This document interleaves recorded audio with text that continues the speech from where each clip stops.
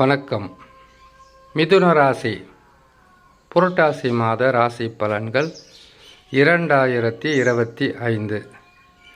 மிதுன ராசிக்காரர்களுக்கு புரட்டாசி மாதத்தில் கிரகங்கள் மாற்றங்களால் எத்தகையான நற்பலன்கள், சிறப்பான பலன்களை கிரகங்கள் தரப்போகிறது என்பதை சிறு விளக்கமாகவே பார்க்கலாம். பலன்களை அறிந்து கொள்வதற்கு முன்பதாக சந்திராஷ்டம தினங்கள். சந்திரன் ராசிக்கு 8ஆம் இடத்தில் சஞ்சாரம் செய்யக்கூடிய நாட்கள் சந்திராஷ்டம நாட்கள். இந்த சந்திராஷ்டம தினங்களில் புதிதாக தொழில் தொடங்கக்கூடாது, வியாபாரங்களை ஆரம்பிக்கக்கூடாது. எதை செய்வதாக இருந்தாலும் சற்று பொறுமையாக சிந்தித்து செயல்பட வேண்டும். வண்டி வாகனங்களில் வேகமாக செல்லாமல் மெதுவாக செல்வது நல்லது. குடும்பத்திலும் சரி, வேலை செய்கின்ற இடத்திலும் சரி, சிறு வாக்குவாதமாக ஆரம்பித்து அது மன கஷ்டங்களையும் சஞ்சலங்களையும் தருவதற்குண்டான வாய்ப்புகளை உருவாக்கி கொடுத்துவிடும். ஆகையால் மிக கவனமாக இருக்க வேண்டும் இந்த சந்திராஷ்டம தினங்களில். சரி, சந்திராஷ்டம தினங்களை பார்க்கலாம். வருகின்ற 1ஆம் தேதி 10ஆம் மாதம் 2025, புரட்டாசி மாதம் 15ஆம் தேதி புதன்கிழமை பகல் 12:03 மகர ராசியில் சந்திர பகவான் சஞ்சாரம் செய்யும்போது மிதுன ராசியான உங்களுக்கு சந்திராஷ்டம தினங்கள் ஆரம்பமாகும்.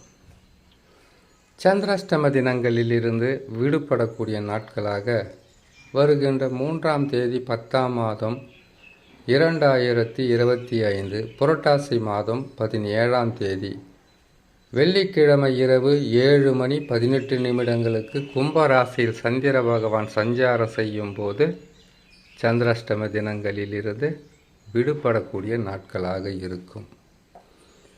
இந்த நாட்களில் பொறுமையும் நிதானமும் கடைபிடித்து அமைதியாக சென்றால் பெரிதளவு பாதகம் இருக்காது.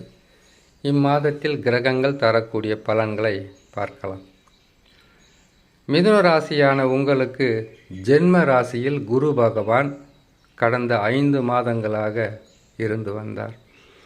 புரட்டாசி மாதத்தில் குரு பகவான் பயிற்சி பெற்று அதிசார பயிற்சியாக ராசிக்கு 2இல் உச்ச பலம் பெற்று அமருவது என்பது மிகப்பெரிய ஒரு யோகத்தை தரும், அதிர்ஷ்டத்தை தரும். வருமானம் பல மடங்கு உயரும். குடும்பத்தில் சந்தோஷம் நிலைத்திருக்கும். உடல் நலத்தில் இருந்து வந்த பாதகங்கள் விலகும். திருமணம், சுப நிகழ்ச்சிகள், வீடு கட்டுவது, வீட்டை புதுப்பிப்பது, வீட்டிற்கு கிரகப்பிரவேசம் செய்வது, எந்த சுப நிகழ்ச்சிகள் தடைப்பட்டு இருந்திருந்தாலும் இத்தனை மாதம் சொல்ல முடியாது, 1.5 வருஷமாக நீங்கள் கஷ்டப்பட்டுக்கிட்டு தான் இருக்கீங்க. பெரிதளவு நன்மை இல்லை. மிகப்பெரிய ஒரு அதிர்ஷ்டத்தையும் யோகத்தையும் அடைவதற்குண்டான வழியும் வாய்ப்பும் புரட்டாசி மாதத்திலேயே ஆரம்பித்துவிடும். 2இலே குரு பகவான் வருகிறார் என்றால் குடும்பஸ்தானம், வாக்குஸ்தானம், தனஸ்தானம், இந்த 3லும் குடும்பஸ்தானம்னா குடும்பத்தில் நல்ல பெயரும் புகழும், உங்களுடைய வார்த்தைகளுக்கு 1.5 ஆண்டு காலமாக மதிப்பும் மரியாதையும் கொடுக்காமல் இருந்த உறவினர்கள் கூட உங்களை மதிக்கத்தக்க செயல்களை நீங்கள் செய்யலாம், செய்வீர்கள். அது மட்டுமல்ல, வாக்குஸ்தானத்தில் குரு பகவான் அமர்கிறார் என்றாலே உங்களுடைய வார்த்தைகளுக்கு மதிப்பு மரியாதை இருக்கும் என்பது ஒரு புறம் இருந்தாலும், பேசிய வார்த்தையால் பிரச்சனைகளை சந்தித்தது 1.5 வருஷமாக.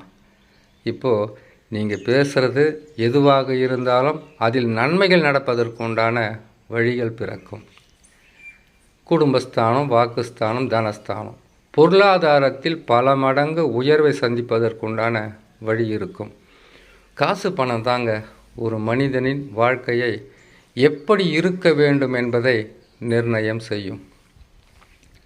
அந்த காசு பணம் என்பது பல வழியில் வந்து உங்களுக்கு உங்களுடைய கடனாக இருந்தாலும் அது கடனை அடைக்க உதவும். உங்களுடைய தொழில், வியாபாரம், குடும்பத்தில் இருந்த பற்றாக்குறை அனைத்திலும் இருந்த பின்னடைவு முற்றிலும் மாறுபட்டு மிக சிறப்பான பலன்களை கொடுக்க ஆரம்பித்துவிடும். இந்த புரட்டாசி மாதத்தில் இருந்து குரு பகவான் 2ஆம் இடத்தில் இருக்கும்போது நன்மைகளை அளவுக்கு அதிகமாக செய்வார். அடுத்தது 3ஆம் இடம், 4ஆம் இடம் பாதகம். நல்லா புரிஞ்சுக்குங்க மிதுன ராசிக்காரங்க. 1.5 வருஷங்களுக்கு முன்னாடி 11ஆம் இடத்தில் இருந்தார். பல வகையான நன்மைகளை செய்து வந்தார். 1.5 வருஷமாக நன்மைகள் இல்லை, விரயமும் வீணான செலவும், உடல் நலத்தில் பாதிப்பும், குடும்பத்தில் சந்தோஷம் இல்லாத தன்மையும், எடுக்கும் முயற்சிகளில் எவ்வளவு உழைத்தாலும் நற்பலன்கள் இல்லாத ஒரு சூழ்நிலையும் உருவாக்கி வந்த குரு பகவான் 2ஆம் இடத்திற்கு வரும்போது மிக சிறப்பான பலன்களை கொடுப்பார். இதையாவது தக்க வச்சுக்கோங்க. தக்க வைத்து கொள்வது என்றால், ஏற்கனவே பிரச்சனையில் இருப்பீங்க, 1.5 வருஷமாக அவர் சரியில்லாததுனால அந்த பிரச்சனையை முடிச்சுட்டு அடுத்தது 2ஆம் இடத்தில் இருந்து நன்மைகளை செய்வார். அதற்கப்புறம் 3, 4 பல வகையிலும் போராட்டமான வாழ்க்கையை கொடுத்து விடுவார். அதனால் இந்த 2ஆம் இடத்திற்கு குரு பகவான் வரும்போது உங்களை நீங்கள் காப்பாற்றிக்குங்க. அதுதானே கரெக்டாக இருக்கும். எந்த கிரகமும் உடனே கெடுக்கிறதில்ல, கொடுத்து தான் கெடுக்கும். இப்போ உதாரணத்துக்கு சொல்லணும்னு கேட்டிங்கனாக்கா, 1.5 வருஷத்துக்கு முன்னாடி நல்லா இருந்தீங்க, உங்களை நீங்கள் அறியாமலே பல வகையில் செலவுகள் செய்திருக்கலாம். இப்போ நீங்கள் 1.5 வருஷமாக கஷ்டப்படுறீங்க. இப்போ நல்லது செய்வார், அடுத்தது 2 வருஷமாக கஷ்டப்படுத்துவார். கொடுத்து தானே கெடுக்கிறாரு. கொடுக்கும்போது உங்களை நீங்கள் காப்பாற்றிக்கிட்டால் எந்த பிரச்சனையும் இருக்காது. சரி, மற்ற கிரக நிலைகளை பார்க்கலாம். இப்போ குரு பகவான் நல்லது செய்யக்கூடிய ஸ்தானத்திற்கு வந்து ஆயிடுச்சுன்னு நீங்கள் நினச்சிக்கலாம். அடுத்தது சுக்கிர பகவான் கேதுவுடன் இணைந்து உங்கள் ராசிக்கு 3ஆம் ராசியில் அமர்ந்திருக்கிறார். முயற்சிகள் எவ்வளவு கடினமாக இருந்தாலும் இம்மாதத்திலிருந்து முயற்சிகள் அனைத்திலும் வெற்றிகளை பெறக்கூடிய ஸ்தானத்தில் சுக்கிரனும் கேதுவும். உங்கள் ராசிக்கு 4ஆம் ராசியில் புதன் பகவான் உச்சம் பெற்று சூரிய பகவானுடன் இணைந்திருப்பது நிலப்பிரச்சனை, சொத்து பிரச்சனை, கொடுக்கல் வாங்கல் பிரச்சனை, பொருளாதார உயர்வு பிரச்சனை, தடைகள் என்ற பிரச்சனை எத்தனை இருந்தாலும் இம்மாதத்திலிருந்து தடைகள் விலகும், பொருளாதார உயர்வு இருக்கும், குடும்பத்தில் சந்தோஷம் இருக்கும். கட்டிய வீடோ இல்லைனா வீடு கட்டுறதுக்காக முயற்சி பண்ணுறீங்கன்னாக்கா நன்மைகள் நடப்பதற்கு உண்டான வழி இருக்குது. எத்தனை நன்மையான எடுத்துக்குங்க, இம்மாதத்திலிருந்து ஆரம்பிக்கும், செய்து முடிக்கலாம். அடுத்ததாக உங்கள் ராசிக்கு 9ஆம் ராசியில் அமர்ந்திருப்பது ராகு பகவான். இது கெட்ட இடம் கிடையாது, நற்பலன்களை தருகின்ற ஸ்தானம்தான். சனி பகவானை பொறுத்த வரையில் உங்கள் ராசிக்கு 10ஆம் இடத்தில் திருக்கணித ரீதியாக வாக்கிய கணிதம் என்பது இன்னும் உங்களுக்கு 5 மாதம் இருக்குது. அது திருநள்ளாறு சனி பகவான் ஆலயத்திலிருந்து தரக்கூடியது வாக்கிய கணிதம். திருக்கணிதம் என்பது உங்களுக்கு 5-6 மாதங்களுக்கு முன்பதாகவே பயிற்சி ஆகிட்டார் சொல்லியிருக்காங்க. சில மாதங்கள் வித்தியாசம்தான். நன்மையா தீமையான்றது நீங்கள் தான் முடிவு செய்யணும். ஒருவருடைய ராசிக்கு சனி பகவான் மட்டும் நல்ல இடத்துல இருந்துட்டால் போதாது, அவர் நன்மைகளை செய்வார். அந்த நேரத்தில் குரு பகவானும் நல்லா இருக்கணும். பொருளாதார உயர்வு இல்லையா? இதே காலகட்டத்தில் ராகு கேதுவும் நல்ல நிலையில் இருந்தால் மிகவும் சிறப்பான பலன்களை பெற்றுவிடலாம். அதனால்தான் சனி பகவான், குரு பகவான், ராகு கேது பகவான் இந்த 4 கிரகங்களையும் ராஜ கிரகங்கள் என்று ஜோதிடத்தில் சொல்லப்பட்டிருக்கு. ஆகையால் இம்மாதத்தில் புரட்டாசி மாதத்தில் இருந்தே உங்களுக்கு நற்பலன்கள் கிடைக்கவும் நடக்கவும் ஆரம்பித்துவிடும். இதில் இருக்கக்கூடிய ஒரே ஒரு பிரச்சனை என்னன்னு கேட்டிங்கன்னாக்கா, எல்லா கிரக அமைப்பும் நல்லா இருக்குது. உங்கள் ஜாதகத்தில் நடக்கக்கூடிய தசாக்குள்ளே நடக்கக்கூடிய புத்தி, புத்திக்குள்ளே நடக்கக்கூடிய அந்தர சூட்சமம் எவ்வளோ குழப்பமாக இருக்குது பார்த்தீங்களா? ஒரு ஜோதிடர் எவ்வளோ சொல்லுவாங்க பார்த்துட்டு. தசா நல்லா இருக்கான்னு பாருங்கள்.